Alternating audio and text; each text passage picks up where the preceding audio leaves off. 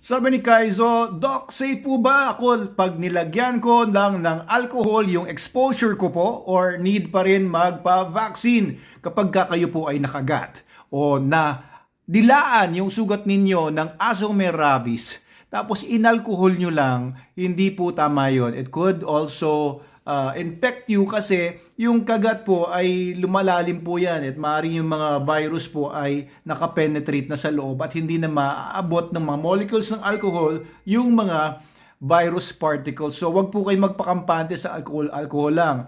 Although ang rabies virus to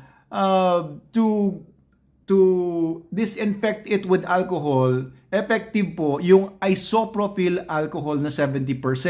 Pero yung 70% na ethanol or alcohol na galing sa mga sugarcane, ganyan, so hindi po effective yun. Mas effective po yung isopropyl alcohol, tandaan niyo po yan. And soaps din, effective din para ma-disinfect or mamatay, maging inactive yung rabies virus. Pero kung kahit na meron kayong isopropyl alcohol tapos yun lang pinanghugas ninyo, pinang-disinfect nyo sa sugat ng kagat ng aso or nadilaan ng aso, hindi po yan magiging 100% safe.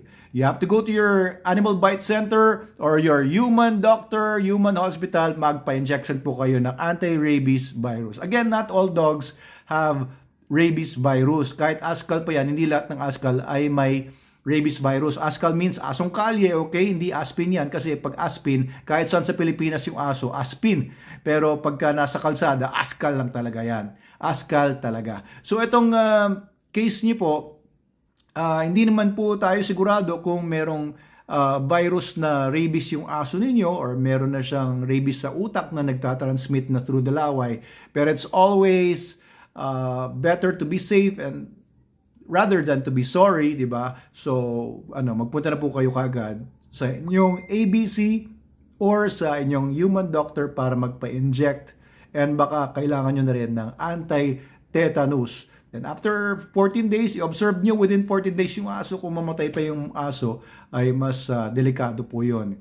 Baka may rabies. Kung mamatay yung aso, you have to bring the head immediately to the RITM para i-check nila kung may rabies yung utak ng aso, may negray bodies yan.